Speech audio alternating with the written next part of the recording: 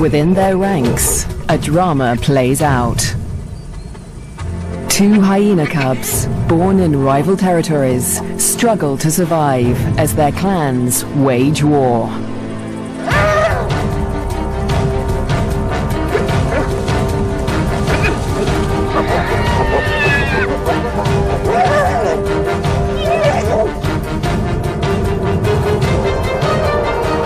In this volatile world, will two new lives endure? The battles of the Bonecrusher Queens. The Lure Plain, flat, dry, merciless. Temperatures soar and water is scarce.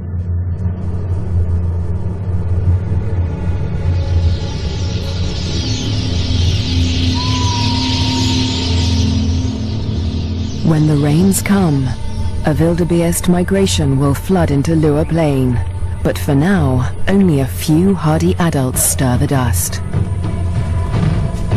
Yet in this barren landscape, one of Africa's most underestimated predators has risen to greatness: the spotted hyena. Spotted hyenas are extraordinary survivors. Their powerful jaws crush through bone, and their cast-iron stomachs digest even rotting meat. Yet in many regions, these bone crushers hunt far more often than they scavenge. Female spotted hyenas are remarkable amongst mammals. They are larger, stronger, and fiercer than male hyenas, and they have the most male-like sexual organs of any female mammal. This bizarrely elongated organ was once thought to be a product of high testosterone levels in the womb, but today it continues to mystify scientists. The female hyenas govern the clans, led by all-powerful matriarchs. Neighboring clans are sworn enemies, and territorial trespassers are often viciously attacked. This story begins in Zambia, in the Lure Plain National Park, where spotted hyenas reign as the top predators. In the heart of the park is a thriving hyena clan. The clan's leader, the matriarch, lures her youngest cub from a burrow. It's a tiny female named Nasanta, and today the little cub meets her clan for the first time.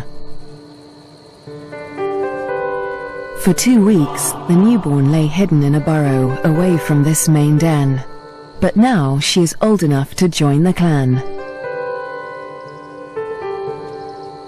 Nasanta raises her leg in the typical hyena greeting, allowing her clanmates to identify her distinctive scent. The clan will recognize her by this smell, and she in turn must learn to recognize theirs.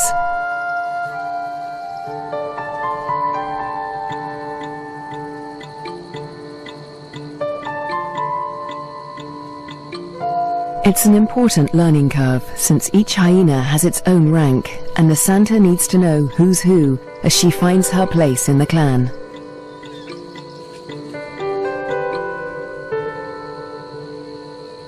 Fortunately, when it comes to rank, Nasanta has a head start.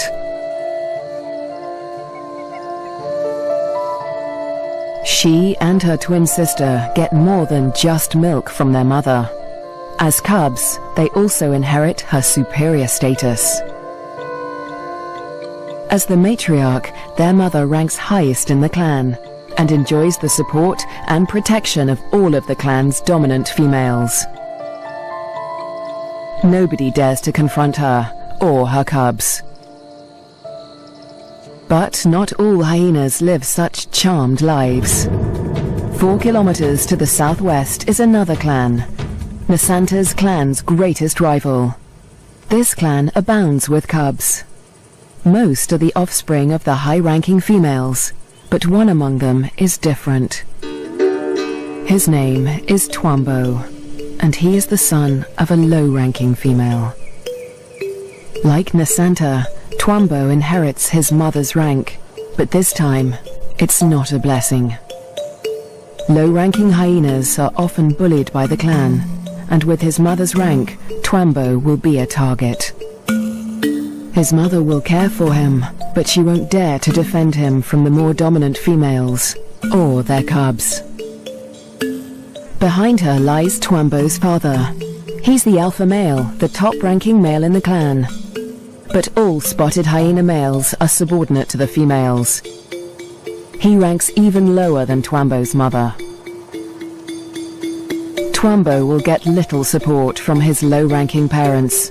He'll have to face his clanmates alone.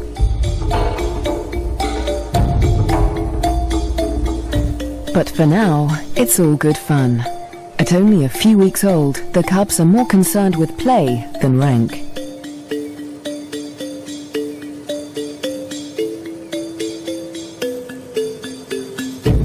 For Twambo, the worst is yet to come.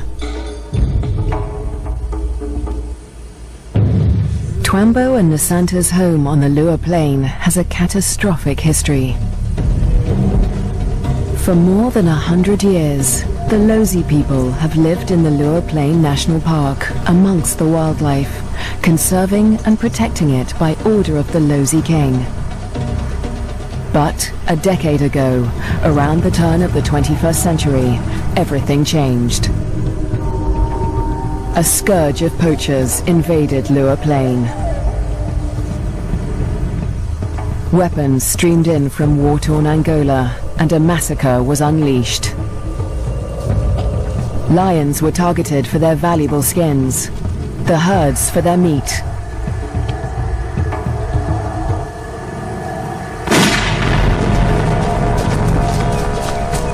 Death swept across the plains. Thousands were slaughtered. Lua's wildlife populations were devastated.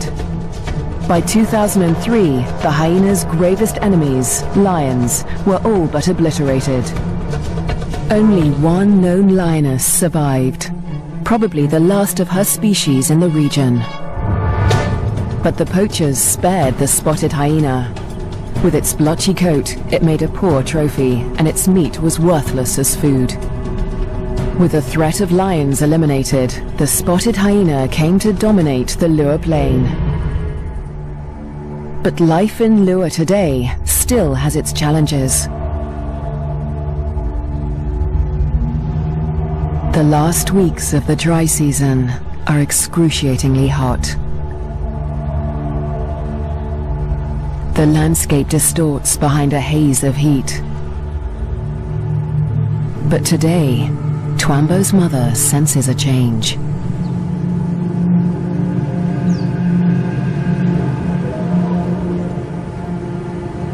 A wind has picked up, carrying with it the promise of relief.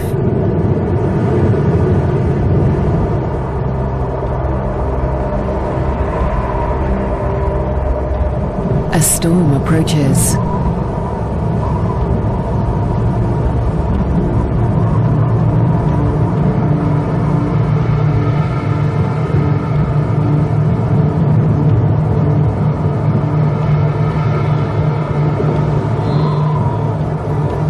The wildebeest bulls revel in the anticipation of rain.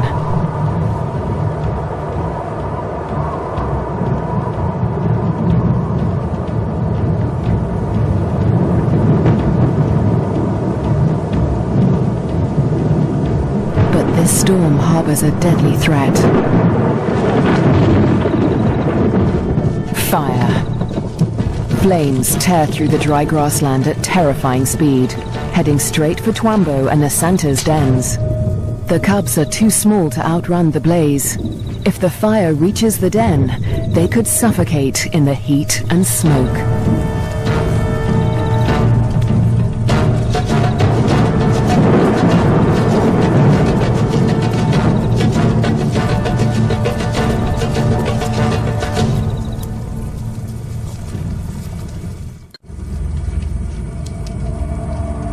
A new dawn brings the dying flames of the inferno.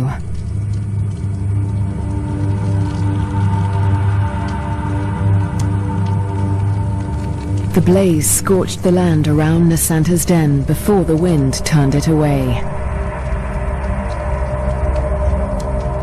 The cubs are safe, but they look out on a desolate landscape.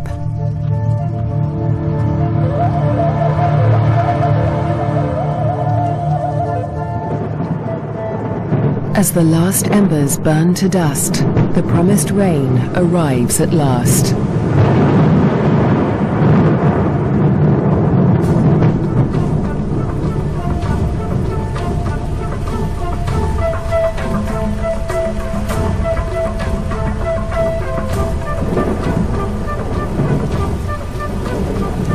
The cool downpour provides long-awaited relief from the heat and brings about a spectacular phenomenon on the plain.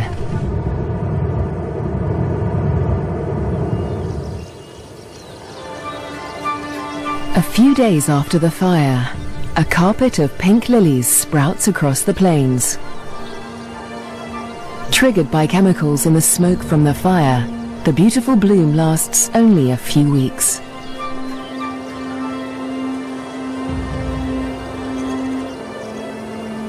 In the meantime, Nasanta's mother, the matriarch, needs to find food.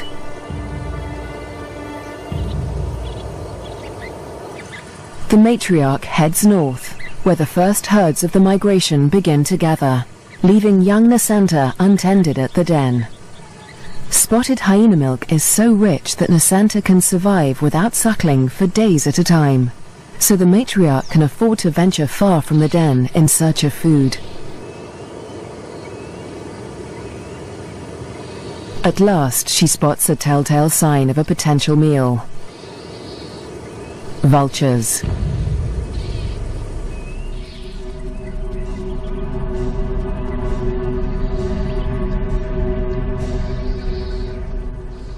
Her suspicions are soon confirmed. A wildebeest bull lies injured in the grass. The matriarch is the first hyena on the scene, but she is not the only predator. This bull is the victim of the last lioness in Lua Plain. The matriarch tries to move in on the bull, but she's unnerved by the lioness. A conflict with a big cat could be fatal. The hyena keeps her distance as the bull quietly dies, not willing to provoke a conflict while the lioness remains nearby.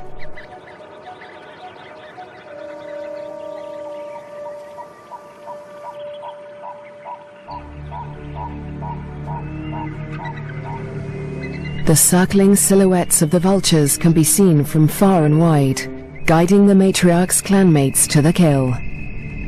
In the darkness, the hyenas feast at last.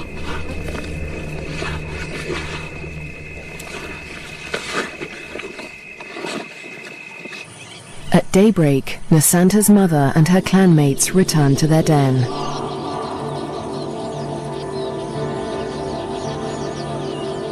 The matriarch rouses the cubs. Nasanta is larger now, and lighter fur marks her face and neck. The adults have returned with meat, a rare luxury for hyena cubs.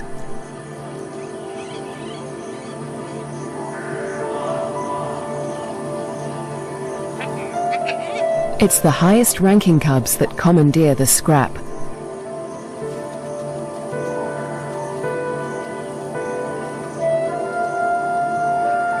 Nasanta is lost to the feast, but she fights for her share. The other top-ranking cubs are stiff competition, and they won't let lower-ranking cubs anywhere near this scrap. As an adult, Nasanta will have to contend with highly competitive clanmates at kills. She must learn to eat fast or lose out, since a clan can reduce a carcass to scraps in less than 20 minutes. She will still suckle her mother's rich milk for about a year, but this new taste for meat is the beginning of Nasanta's transformation into a deadly and efficient predator. The Lua Plain is undergoing an extraordinary metamorphosis. In the coming days, the rains fall in an almost continuous deluge, the beginning of an annual flood that will cover much of the plains in water. Dusty depressions become waterlogged marshes, and life floods into the plains.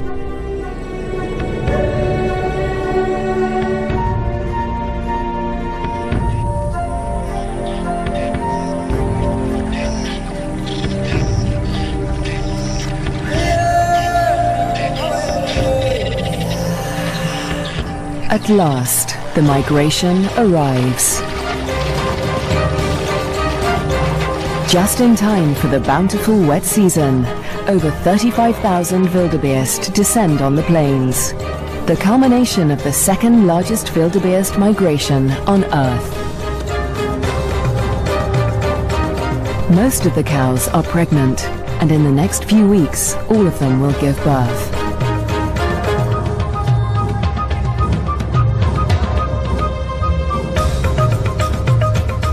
The calves make easy prey, but the sheer number of them ensures that many will survive to adulthood. For the hyenas, the time of plenty has begun.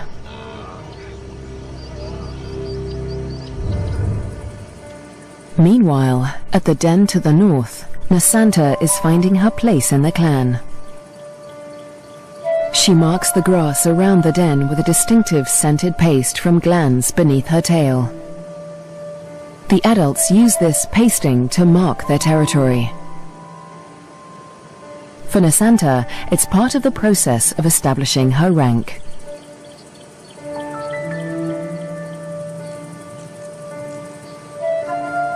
She is quickly learning to exert the status she inherited from her mother. This male flattens his ears behind his head as she approaches him, showing his submission to her. Nasanta lifts her leg in the typical hyena greeting, allowing him to recognize her distinctive scent. Most of the adult males here are immigrants from other clans who joined Nasanta's clan to find a mate. They forfeited the rank they inherited from their mothers when they left their own clans, falling instantly to the bottom of the hyena hierarchy.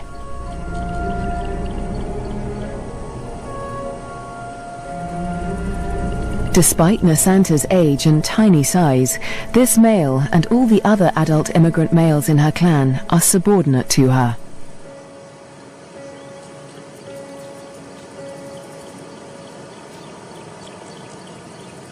The tiny cub holds such sway because her mother backs her up. The matriarch often comes to Nasanta's defense, attacking low-ranking hyenas to reinforce her tiny cub status. The male is now in a precarious position. He must show absolute submission if he is to avoid an attack. Nasanta follows her mother's example, sniffing the male's genitalia. He bows and bobs his head to show his subservience.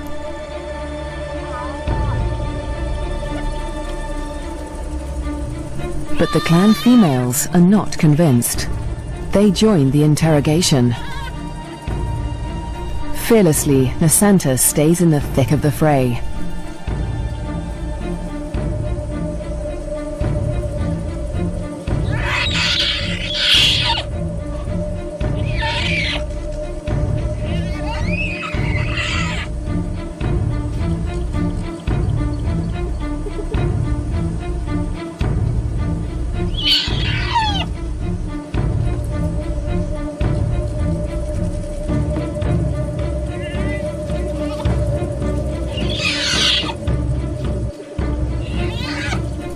The other cubs are jumpy, but Nasanta seems fearless.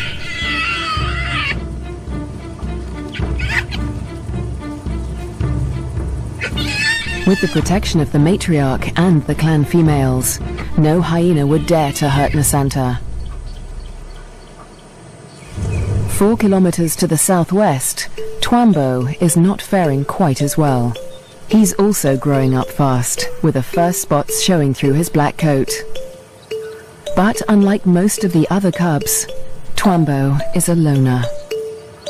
As the cubs get older, they become more aware of each other's ranks. The higher-ranking cubs have built bonds with each other, forming relationships they will carry into adulthood. But Twambo has few allies in the clan. When the other cubs do take an interest in him, it's usually to beat him up.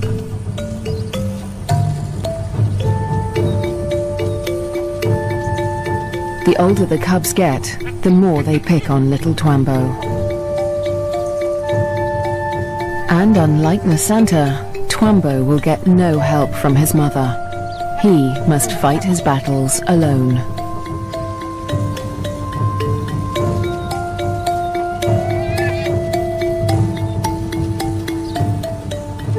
In the meantime, Twambo's mother has other things in mind. It's time to leave the cubs to hunt. There are many mouths to feed. The clan needs a big kill. Tonight, the hyenas will hunt as a pack.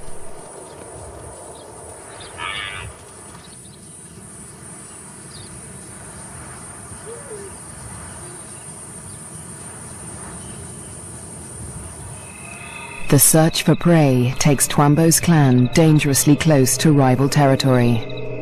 They are right on the border of Nasanta's clan's hunting ground. Clans are viciously territorial. If they're discovered, a conflict could break out, but it's a risk they are willing to take. They isolate a small herd of wildebeest, seeking out the most vulnerable targets.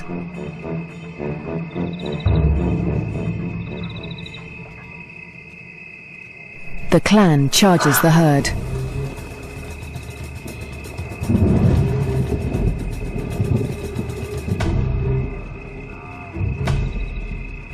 A cow bolts in panic.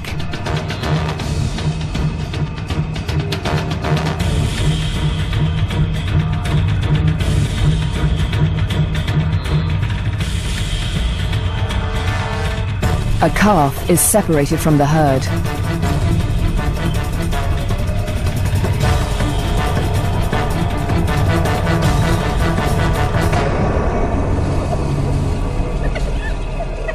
Both mother and calf fall to the deadly pack. But despite their success, the clan's proximity to rival territory makes them nervous. A violent clash with Nasanta's clan could end in serious injuries. This show was created for you and your family to watch together. Welcome to Nat Geo Wild.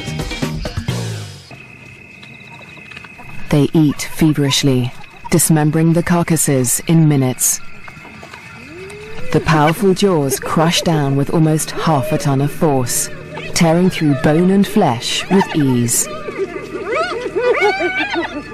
Despite the feeding frenzy, the hyenas are anxious to avoid being discovered by their rivals. They try to drag the kills back into their own territory before they are spotted.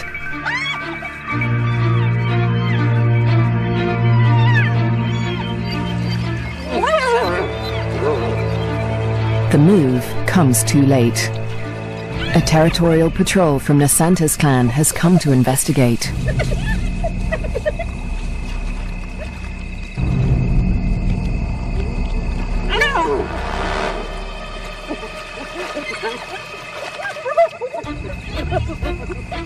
The scouts approach with caution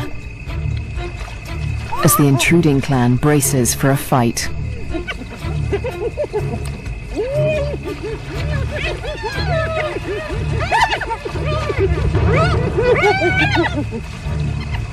Tensions are high on both fronts.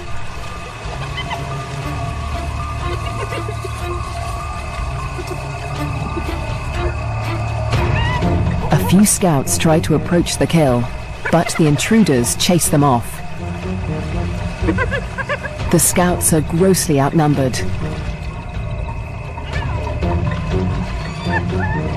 They won't win this fight alone, so they retreat.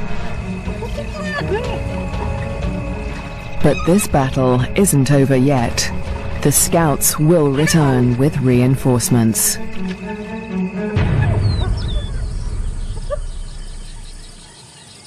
As dawn breaks, Twambo's clan continues its feast.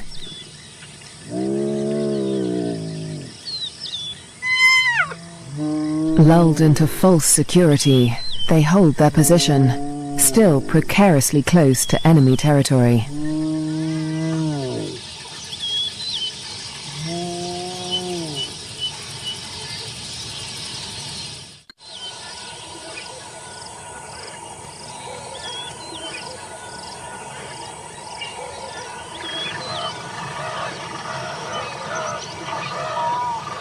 By mid-morning, the dregs of the kill are left to the lowest-ranking hyenas of Twambo's clan, who saw little of the lavish feast during the night.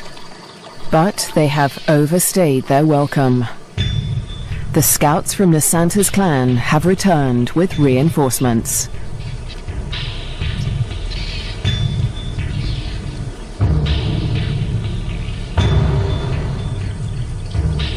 This territorial infringement will not be taken lightly.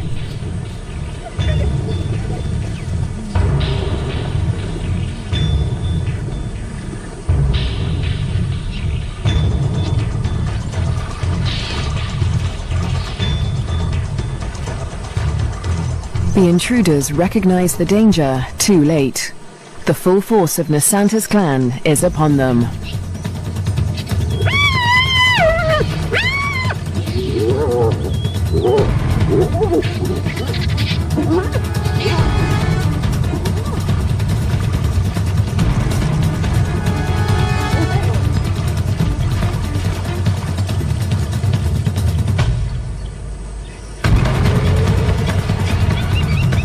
Twambo's father, the intruding clan's alpha male, is in trouble. A large female from Nasanta's clan is close on his tail.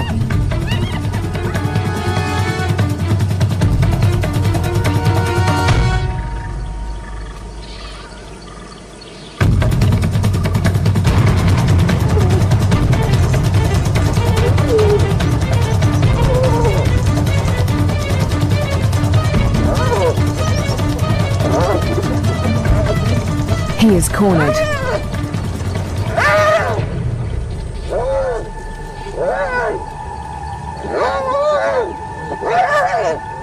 The fierce females show him no mercy.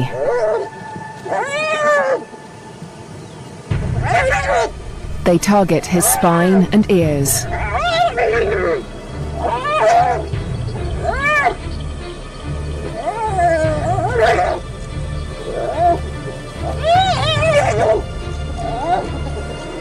This is a fight for his life.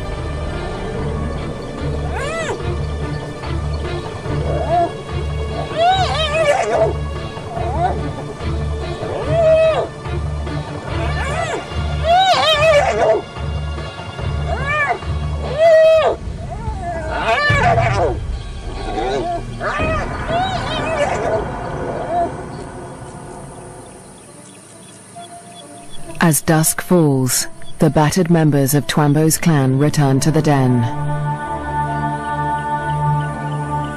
Many are wounded, but only one is missing. Twambo's father.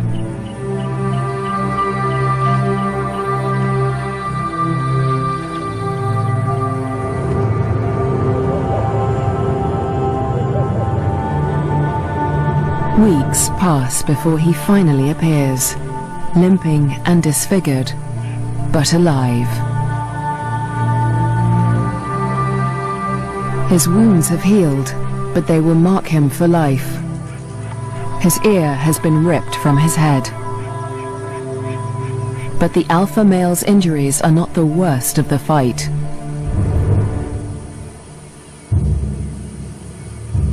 At Nasanta's den to the north, a male hyena's wounds reflect the true horror of the conflict.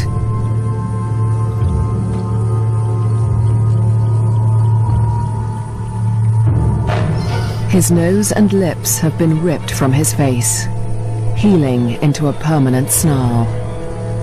Next to humans, hyenas are probably one of the most fatally aggressive animals on Earth. One day, Twambo will have to breach this deadly territorial rivalry, when he leaves to find a mate in a new clan.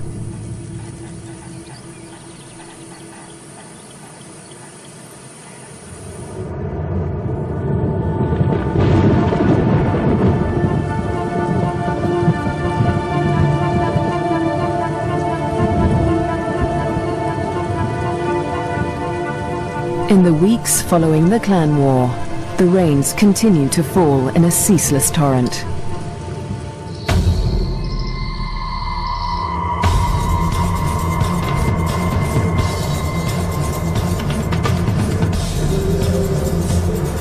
Rising waters swallow vast tracts of land.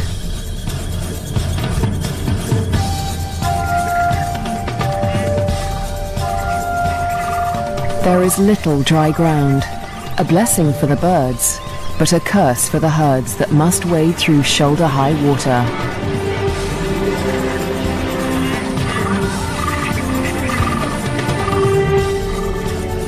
The flooding encroaches fast on Twambo's den. The adult hyenas seem to enjoy the quagmire, using it as a pantry in which to store scraps for future meals.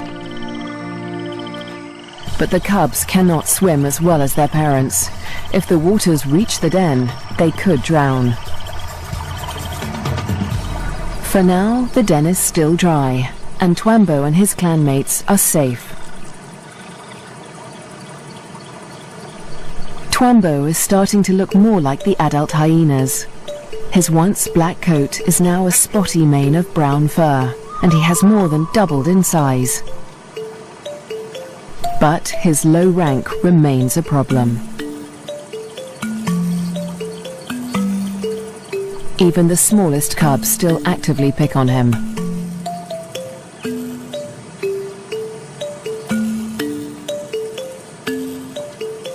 Fortunately, he's also becoming more independent and can escape his belligerent clanmates as he explores ever further from the den. But as adulthood draws near, the toughest part of his life approaches. Soon, instinct will compel him to leave in search of a mate from another clan. If he's not killed for intruding on rival territory, he'll have to struggle for acceptance into a new clan. What little rank he has will be stripped away, and like the adult males of his own clan, he'll become submissive to the clan females. Unprovoked attacks and exclusion from kills will become commonplace. It's a hard life, but life without a clan is harder. Alone, he may struggle for food. His ability to draw nutrition from even the oldest bones may become a matter of survival. At the clan to the north, Nasanta and her sister will not suffer this fate. As high-ranking females, they will never want for food. In fact, unlike Twambo, they will often be the first to feed at kills. Much of the land around Nasanta's den is dry, and the matriarch guides the cubs through their future hunting grounds. Soon, they will even be allowed to join their mother on a hunt.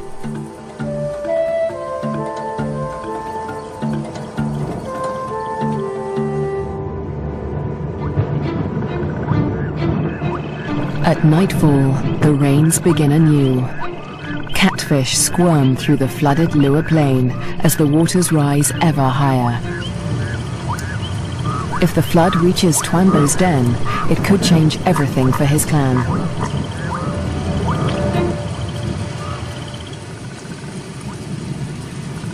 The downpour continues into the morning. A female from Twambo's clan returns to the den, but her clanmates are gone.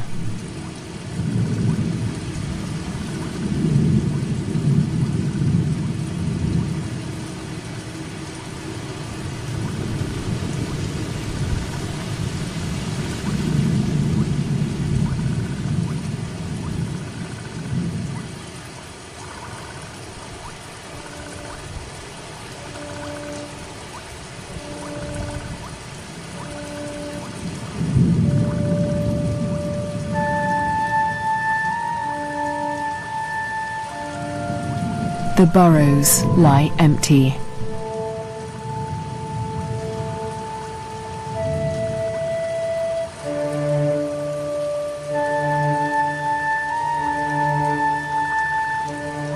The waters have crept within meters of the den.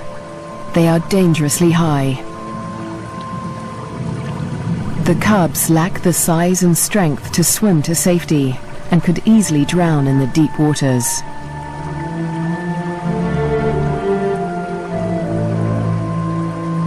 Cut off from dry land, the den could become a death trap.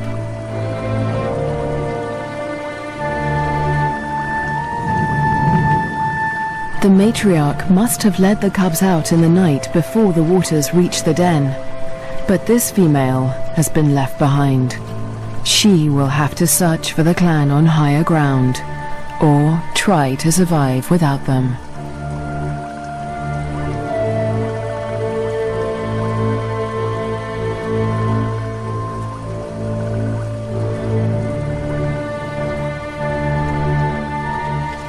Was Twambo with the other cubs when they left? Or has he too been abandoned in the flood, left to search the territory for remnants of his clan?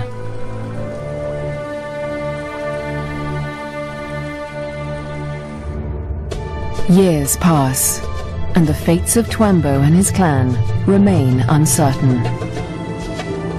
Dry seasons come and go, and each year the plains flood anew. Nasanta continues to flourish as she grows into a high-ranking adult. But today, something unexpected happens. A stranger appears, a hyena foreign to Nasanta's clan. It's Twambo. He survived the floods and has grown to adulthood. He's on his own now, searching for a mate and a new clan. He's been drawn here by the scent of a female in season. That female is Nasanta, and Twambo gets her attention. He's an intruder in her territory, but she doesn't attack him. She'd rather claim him as a mate.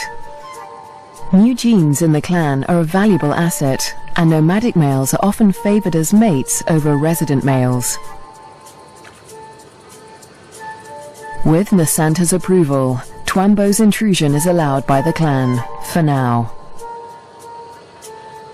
But there is one hyena that disapproves of the match. He is a high-ranking male from Nasanta's clan, and his hopes for mating with Nasanta have been dashed for now by Twambo's unexpected appearance. The pair retreat to avoid a conflict, but the scorned male follows them, intent on challenging Twambo for mating rights. A long-distance chase begins.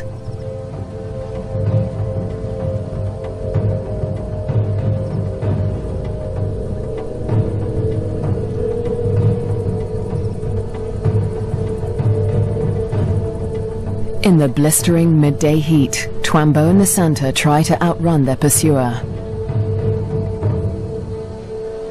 But the male hyena won't give up. After a marathon chase, Twambo and Nasanta mate at last. But in seconds, the competing male catches up. He's still desperate to mate, but he will have to get past Twambo first. Mating is no simple task for spotted hyenas. Because of Nasanta's male-like genitalia, it takes much maneuvering for Twambo to cover her successfully. Without her consent, no male can force her to mate. But that doesn't stop the scorned male from trying. He attempts to mount Nasanta from behind Twambo.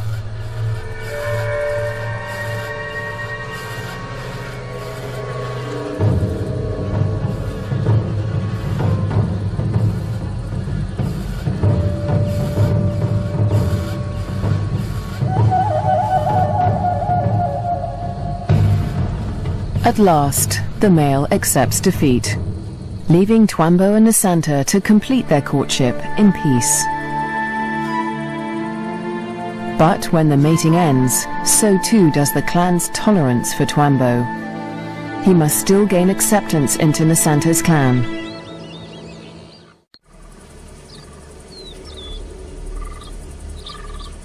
The next day, Twambo approaches Nasanta's den to attempt to gain acceptance.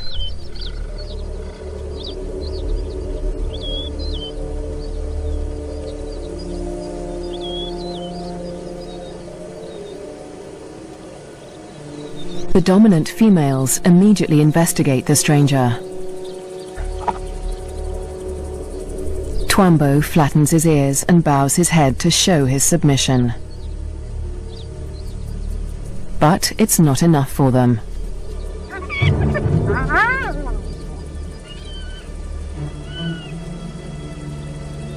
He's still a member of a rival clan, and they will attack him if he does not show complete submission.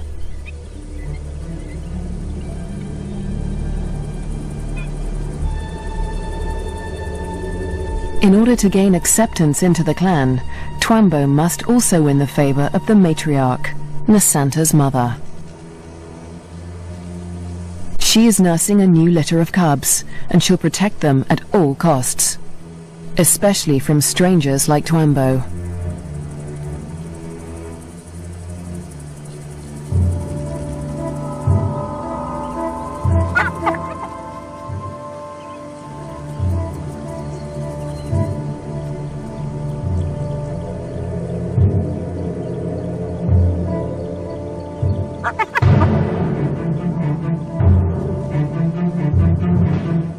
Twambo keeps his head low, showing absolute deference.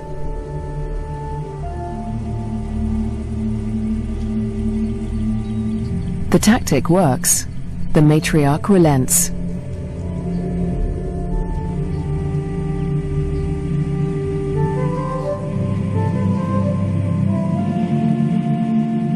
Finally, she allows him to greet her by sniffing beneath her hind leg.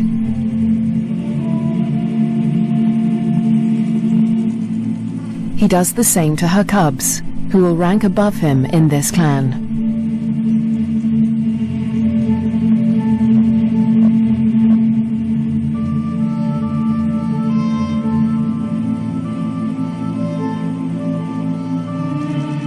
At last, he is allowed to lie down only meters from the matriarch. It seems that Twambo has been accepted into Nasanta's clan. Now, it is Nasanta that must face her toughest challenge yet. Over the next 4 months, her pregnancy comes to term. At last, the moment arrives. She sits at the entrance to a solitary burrow, where only days before, she survived an excruciating birth. Because of her unusual male-like genitalia, a female spotted hyena's first birth is always extraordinarily painful. Stillbirths are common, but Nasanta's one tiny female cub survived. Like her parents, Twambo and Nasanta, this cub will have to endure life on the Lua Plain. She'll be spared from a life of bullying like Twambo's because she'll inherit Nasanta's high rank. But she'll still have to survive desperate drought, torrential flooding, natural disasters, and vicious rivalries with other clans.